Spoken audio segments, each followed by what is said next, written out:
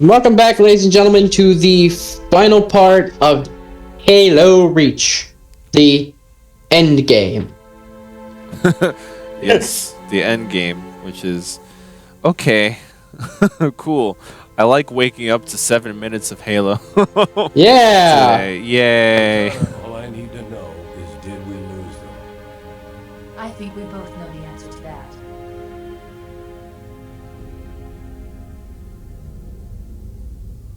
That's it. That was the And final. that's it. And that's the game. Thanks for watching, everybody. That was the final subtitle that I had to put in. Yeah, Oh, basically. man. Your Yeah. work was done from that point on. Yeah, from that point on, I got to relax. Oh, and look what's in the distance. Oh, there it is. That is a motherfucking Halo ring. There it is. It's so. The only ring that a man can have and still have power.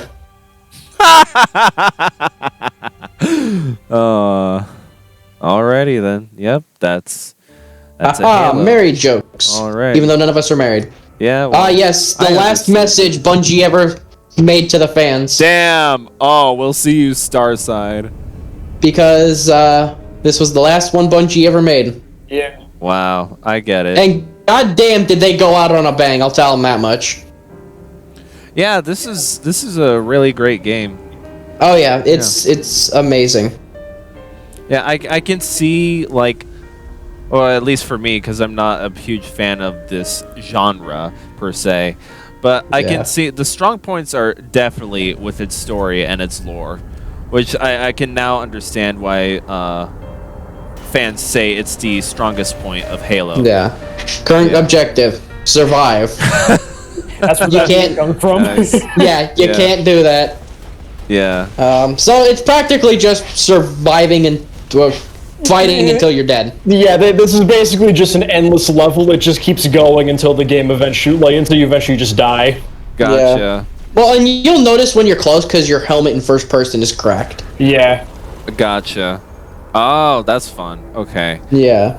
Yeah, it's definitely a really cool effect. But yeah, this is just an endless mission. Like, there's actually there's a thing you can do where you can like position yourself around a bunch of boxes to just like essentially survive forever, and like nothing just happens. Okay. You're basically required to just get yourself killed to Okay, technically finish the game. I was about to ask, like, how exactly does that work? But that's Yeah. that's funny. Okay. Yeah. So it's practically just me and Josh surviving. Didn't I tell you to basically just get yourself killed? I don't know. I think you were saying that like, we can do this for a little bit and then just get ourselves killed. But then I think we started getting our asses beaten. We're like, we might not even have to like do that. Well, I think it's because it wouldn't hit the cutscene until I died. Oh yeah, Because I was the leader of the he was of the our host, party. so it only works for him. Yeah. Yeah. Gotcha. Alrighty. I like this kind of like barren wasteland, like what it looks like. It is pretty basically cool. yeah. Well, like you said, Reach is now gone. It's practically gone. Practically, yeah. And again, funny that I called it a barren wasteland because guess what? My next game is. Yeah, right there. You see the crack. You saw the crack in my helmet.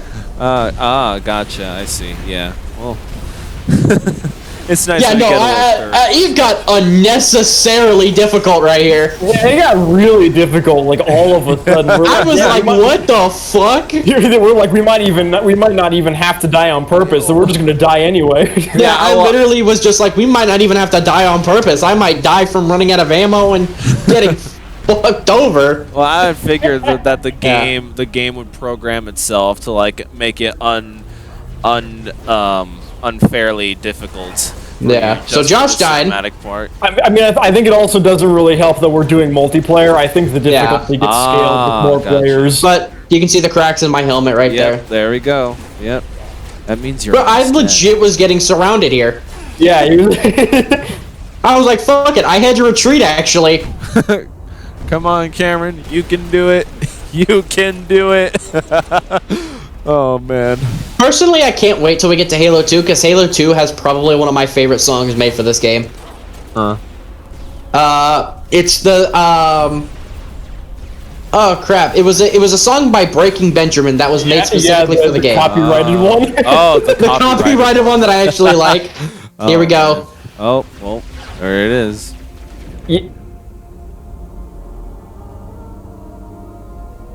Again, I just like the music here.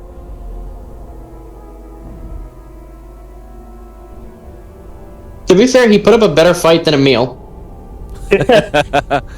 And so the irony of this death is he dies alone. ah. He was known as the lone wolf of the group. And he dies alone. Dies alone. All right.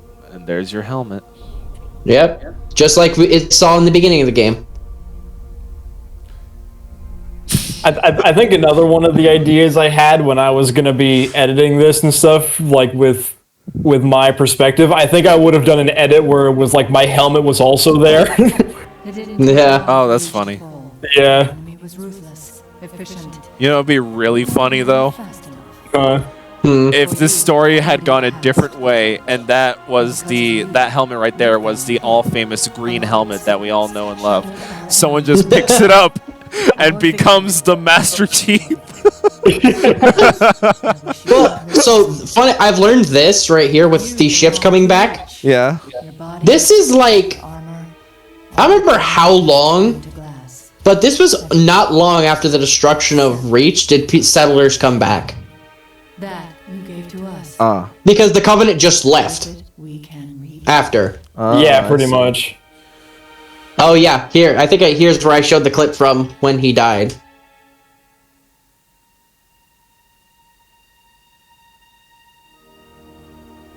It was not edited in very well because I kind of suck at it. Oh, this. Yeah. Yeah. Cool. Well, that was the reaching of halos. Yes. So yeah, my thoughts on it. Yeah, again the strong point of this is the story and the lore surrounding everything. And since it's the very beginning of the Halo timeline, But yet, funny enough, get a the last one that Bungie made. Yeah, the last one that Bungie made, maybe I don't know what their thought of was doing this is, or what kind of contracts they had with Microsoft, but nonetheless, this is a good game. Yeah. Yeah. This was the first Halo game I ever played, and it is again, it is still one of my favorites. I think the music mixed with, I think the music really makes this game. Yes. I really think it does. It makes the atmosphere of this game. It really does, and it really complements well with the cutscenes of, you know, tragedy. That's kind of the theme around this game itself. Tragedy. Yeah. Irony. It's to tell you that you can't win. Even when you try to win, you can't win. And it's just a great game. And I was so happy that I got to play this for the channel. And I was happy that Josh got to join me for this, because obviously me and him both love these games. Yeah. And it also definitely made it possible to get through the game a bit quicker than normal. Yeah. Yeah. This is essentially what you see when me and Josh play Halo together. Gotcha. It's just us doing stupid shit. Really stupid and dying a lot unnecessarily. Yeah, that's pretty much. That's also another thing I think with Halo just generally. There's like a slight factor of camp that you can just not take it seriously and just do the funny stuff all around. Oh, yeah. Yeah. Also, I was curious about this, Josh. You don't seem like the biggest fan of first-person shooter games, but you love Halo. How is that? Well, I mean, yeah, you're right. I mean, I don't typically play like first-person shooter games. I'm not really a big fan of like Call of Duties and stuff, but I like Halo, and I think it's probably just because of kind of how like different it is from like the generic like Battlefields and Modern Warfares or whatever and stuff. Because like, I mean, it's still a first-person shooter, but it's like a sci-fi I guess, kind of first-person shooter, and I guess maybe that's probably why I kind of like it like so much. Which is funny because you play Rainbow Six with us. Well, occasionally. That's like Modern Warfare type aesthetic, right? Yeah. Gotcha. But okay. Yeah, because I was kind of curious about that. He's like, I know Josh doesn't play these games, yet he knows everything about Halo. So, okay. Fascinating. And I guess also during a time when, because there was a time when first-person shooters were nothing but sci-fi type stuff. But, okay. I guess Halo was the first one to do it. And it's Microsoft's biggest moneymaker, so... Yeah, pretty much, yeah. Even if they're going to say Halo Infinite's like probably their last one, it's not. No, no way. They're not going to stop making Halo games. I did learn that there actually is there is one game that comes before Halo Reach. Oh? Halo Wars. Oh. That's before Reach? Yeah, I believe it's 20 years before Halo Reach. Do the Wars games even count, though? I believe so. Okay. I mean... Halo Reach takes place about 20 years after Halo Wars. Huh. I don't know about 2. Well, actually, no, Wars comes way after because I believe Wars kind of set up the... actually helped set up Infinite. Oh, okay. Yeah, I think you're right, actually. Yeah, I think Halo Wars 2 set up for Infinite. And Infinite's like the very latest in the timeline. So, right? Yeah. It was like when Sonic Mania set up for Sonic Heroes. Forces. Yeah. Sonic... no. Except the difference between those is... Yeah, Actually, I would really say both those games are kind of meh at best. Sonic Forces is a stealth tie-in with Sonic Mania. Yes, that's the greatest excuse for having classic Sonic in your game, Sonic Team. Yes. Because Sonic Team's like, fuck it, we won't learn from our mistakes. They've been it's sad that they've been saying that for 15 plus years. And they always fucking like just change like the fucking story of how shit works and stuff. You know, like in classic Sonic was an earlier version of Sonic in Generations, and then he went back into Mania, and then he came back in Forces, and now all of a sudden he's from Sonic from a different dimension. Fucking, they changed like time travel and dimension travel. Yeah. For like Blaze the Cat, Silver the Hedgehog. There was a time when they cared about continuity. Then there was a time they did not care about continuity. Then there was a time they pretended to care again, and then they stopped caring. Wasn't originally Sonic 06 supposed to be a continuity reboot? To some degree, it still is, but then Generations was But the problem is, but I'm like, isn't the problem because Generations treats everything in Sonic 06 canon? Yeah. That's the thing, because at the end of Sonic 06, it's like, oh, nothing ever happened and everything resets, but like, it is Sonic Generations technically makes it so that 06 was technically canon. Oops. You know, they don't care about continuity. I don't think we should either. They ever did?